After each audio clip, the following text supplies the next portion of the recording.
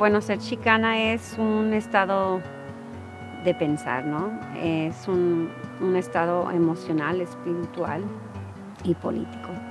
No solo es un ser de raíces mexicanos, sino es pensar y identificarse como una persona que es aún más mestizo.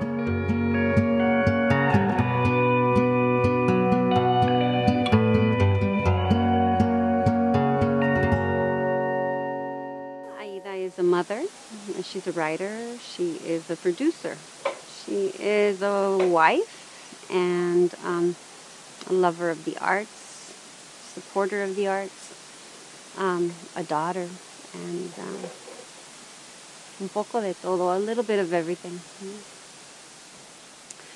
So I came to the United States when I was 7 months old. I was one of 4 children at the time, and the youngest. My parents were able to get a visa for the entire family to come to the United States.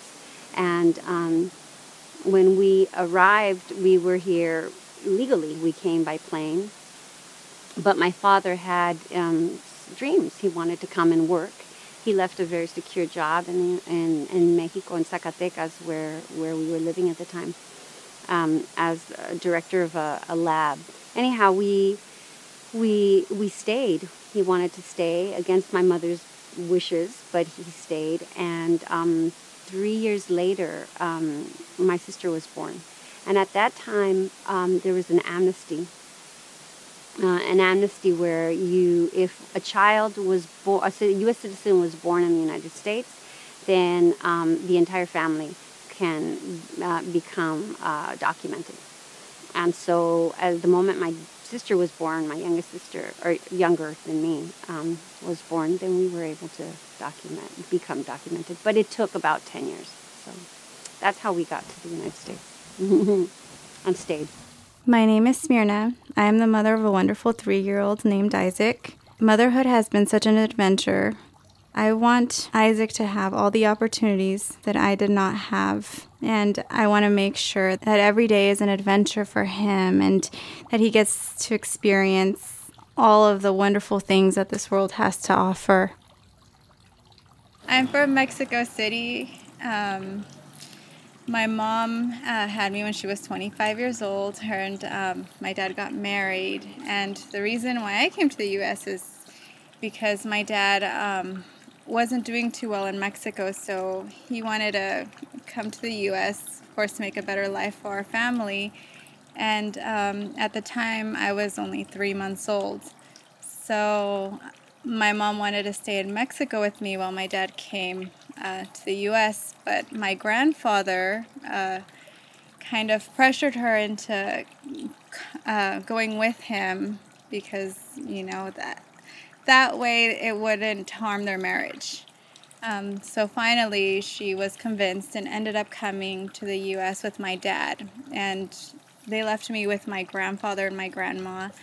And they practically raised me until I was about 1. And then, finally, when everything was stable with my parents, my mom decided it was time for me to, go live with them here. So she sent my uncles who had their visa. And so they went to go to Mexico City, pick me up, and my mom knew a friend who had a 1-year-old, a girl, and so we used her birth certificate for me. That way I could get to the U.S. And my grandfather, who was in Mexico, missed me, so he got his visa, went to the U.S. and picked me up and took me back to Mexico for a few more months. And finally, my mom and my dad were having trouble, so they ended up separating. My mom finally had enough, went back to Mexico, picked me up, and then so I crossed the border the same way. My uncles came to pick me up in their car, and used the birth certificate, and I was able to go without a problem. My mom ended up having to, she came back with the help of a coyote. She doesn't remember too much, but I guess what she was saying was that they did walking, and there's just this little river that they had to cross at the time. So it wasn't anything, not nearly as crazy as it is now. So once they crossed the border, they got to, San Diego. They were driven to LA, and then from there, she was picked up by family. Yeah, and then we were, that's where we were reunited, and then we came to San Jose. My mother and father were able to get documented right away, but my siblings and I, for some reason, it took 10 years for them for the entire paperwork to go. But in the meantime, we'd go to Mexico often. We'd go to Mexico, and but because we spoke English, it was easy to prove that we were all American citizens. And back then, it wasn't as strict as it is now. So we would just say we're American citizens. You don't have to prove, you don't have to say anything, but just because we spoke English, it was clear. And my mom and dad had documentation, so. But a lot of times it was really scary, to go against authority, know that we were quote unquote lying and not feeling totally safe in that responsibility, to carry the family across the border. When my mom and my dad were still married, they both went to go get their visas. So the man who was helping them out was very old, and they ended up getting my dad's visa before they did my mom's, because it's expensive. And so when they were going to move on to getting my mom's paperwork done, the guy ended up dying. And then after that, my parents split up. So my dad had his visa and my mom still had nothing. So what ended up happening was that once I came here, my dad started, the process for me to get legalized. And it took a while. I remember, I believe when I was 7 years old, I remember going over to the offices to, my dad had to do paperwork and stand in line, and it was a big process. And I think they had lost one of the papers, and so they had to start over, and it was awful. I finally ended up getting my citizenship when I was 15. Well, I grew up in a community that was mostly Mexican. And not only Mexican from all parts of Mexico, but really the regions of Mexico where I grew up, it was mostly northern Mexicans. People from Sinaloa and Chihuahua, Zacatecas. Not too many southern Mexicans were living in the area where I grew up in LA. It was Maywood. And so we grew up in a 96% Mexican and Mexican-American and Chicano neighborhood, and really not understanding anything outside of that world. Well, my parents became, they never really acculturated to the American, white America, because they didn't need to. My mother has not needed to speak English for the same reasons, because she stayed in that community. It was very sheltered in that way. We became like these translators, these little translators for mom and dad when we had to go to the DMV or to the grocery store or wherever, Often, one time I remember my mom getting pulled over and having to translate with the police. And it was really frightening, but we all of us stepped up to that role whenever we had to, because it was this kind of protective thing that we did with our parents. When I was growing up, we moved around a lot. So that's kind of where you realize you're not the typical kid. It was mostly my mom and I for a while. And, my mom did jobs here and there, but, she didn't have an education, so she wasn't able to have a stable job. Because of that, I wasn't able to set up, roots in any sort of neighborhood or any school for too long.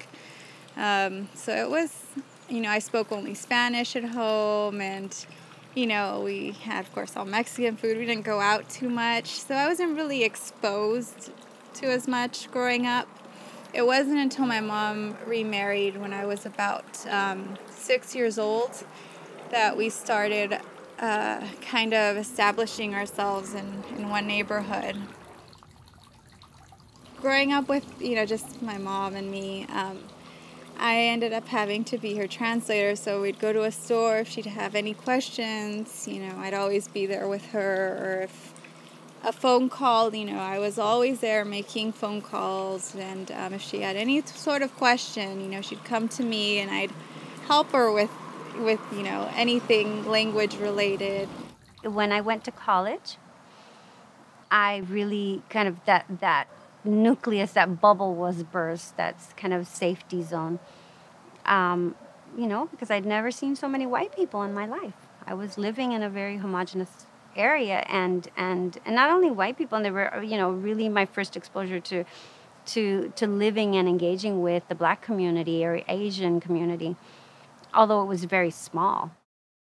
Yeah, and so my political kind of awakening happened in college when I began to study Chicano studies and see myself reflected in literature, especially. That was one of the most eye-opening experiences for me. Not only as a Chicana, I called myself Chicana for the first time in college, but I also, considered myself a feminist. And so my understanding of who I was as a political person and in this world became very clear in college through art making and activism. Pretty much growing up, because I had such strict parents and I couldn't do much, I didn't realize what I was missing until I got to high school. I realized that, I was at an age where I could do things and, explore different things that I normally didn't do with my parents. Like, I was able to start playing trumpet, and that was a lot of fun. And, I kind of fell into it, and, I didn't think it was a big deal at first. And we started playing, mariachi, and it was so much fun, and the music was so beautiful, and the lyrics are amazing because they each tell little stories. From then on, I realized that I needed to learn more because I didn't want to forget where I came from, and it's different. You feel more of a connection when you're doing these things, and you're not just an American. You're also Mexican, and it's nice to have some of that with you. So because I changed my major to Chicano studies, all of a sudden this Mexico that we had gone to as a childhood in our childhood had a place and had a reason and a history, and I was part of that history, and all this kind of uncovering, led me to Mexico again as an adult. And so I was able to go back and study there abroad for a little while. And it was part of my process of discovering who I was and validating who I was, not because I was trying to be or a cliche of myself and because it was easy, but because it was validating in the best way for me at the time. So. And of course, Frida was the one who pulled me the most. And I went to Mexico in 1993. And I found an apartment to stay in 2 blocks from her house. And it was like this, this kind of really exciting thing to walk every day by Frida's house to go to school, to catch my buses and, the metro to get to Frida's house. And so I was living this kind of nostalgia for Mexico at that time, but really trying to rediscover who I was and what my place was in relationship to the country. And I was able to travel a little bit too, to go back to my grandmother And one of the things, my grandmother lived in Zacatecas, so I went to go stay with her. And one of the things that she told me, I'll never forget this. She said, I was hungry. I had this hunger for trying to find out who I was. And I said, grandmother, abuelita, what are our roots? Like, what are we? I thought she was going to tell me, oh, you're Huichol, or you're Spanish, or, we have some, exotic ancestor. But she said, somos mestizos, which means, we're mestizos, we're mixed. There's no one root that you can trace back, but we're a mixture. And that consciousness it just flipped. It totally flipped something in me, and it explained my complexity, and I didn't have to look any further. Yeah, when I was in high school, I just thought of myself as, I was Mexican, but I was mostly American. I grew up here. I didn't know much about Mexico, so when I started playing trumpet, it was amazing. You feel connected to it, and it was just something that happened. It was natural to me, I guess you can say, and I loved it. And after that, I had to look for other things, and it was funny because I remember telling my mom that I was playing mariachi, and then later on folklorico, and I guess she was a little intrigued because she never raised me with any of those traditions or any of that music.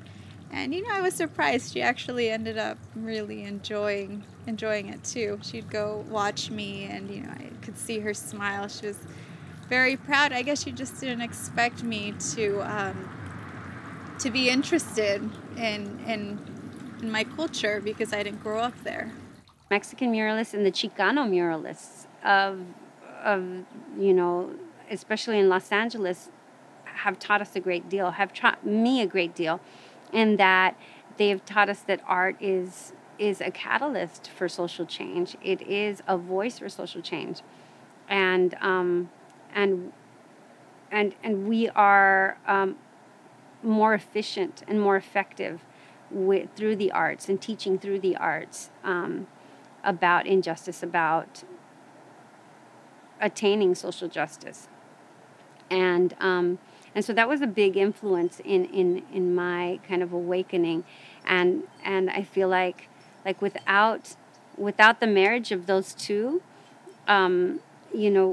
if our social justice movements can't incorporate the arts, then we're not going to be that effective. And so I try and do that. I try and do that right now. At this moment, I'm doing it with my children. I'm trying to teach them how to become social agents of art, and that takes time, of course, but it's I think a really worthwhile endeavor for us to be able to invest all of our resources into children and invest a sense of consciousness and political awareness and cultural awareness into our children through the arts.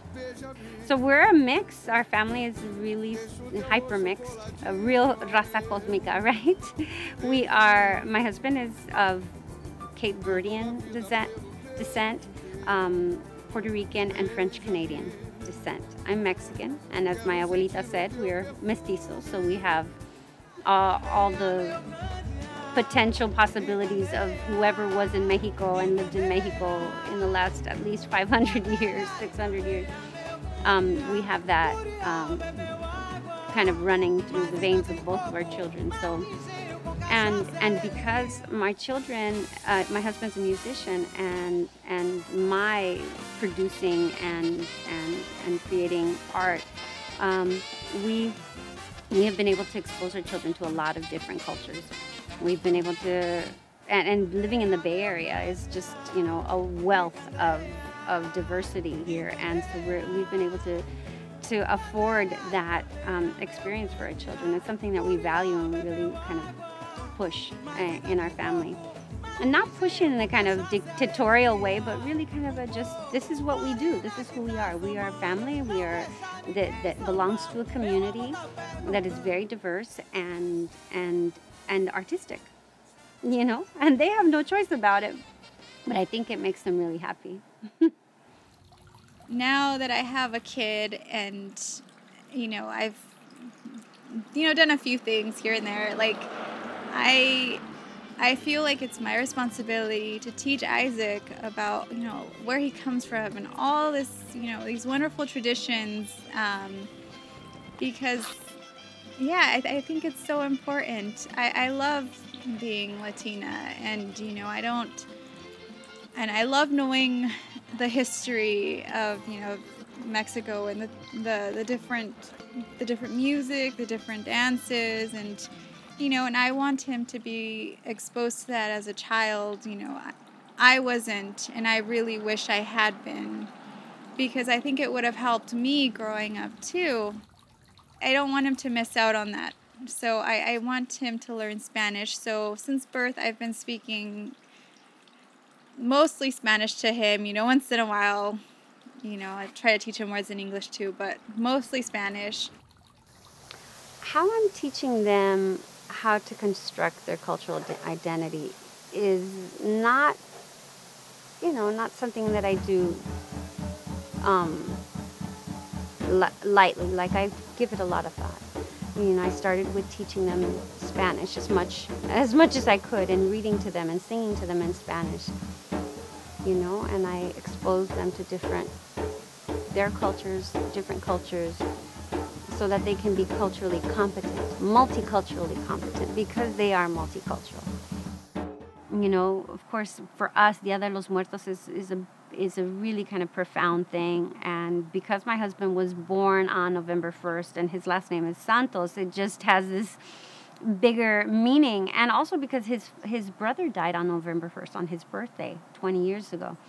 And so we have this connection to Dia de los Muertos, so that is very Mexican, and so they're very comfortable in that experience and that process, and they help me light the candles, and they help me light the sage, and they know how to bless and welcome the ancestors, and so they're comfortable in what I know most, and then they're comfortable in the bomba and plena community. We took them to Puerto Rico recently, and they locked right in. They knew what to order, how to eat. They knew took them to go dancing, bomba. They danced salsa. It was this. It wasn't foreign. It wasn't foreign because they understand and connect with it here. Oh, recently Isaac started wanting to, have. Well, he started asking me to join any sort of dancing class. And so I decided it was a good time to get him started with folklorico. So he just started recently, and he went to his first class, and he just loved it. I want them to also understand that they are mestizos, that they are mixed, and that they are not pure by any sense, and that word and that concept is actually kind of ridiculous. Being mestizo is understanding that you are not just white or black or Asian or Mexican or Indian or whatever it is, that you are this mixture, that you have no one claim to anything, and that in as much as you hate the whiteness in you or the Indian in you or the blackness in you, it makes no sense to do that.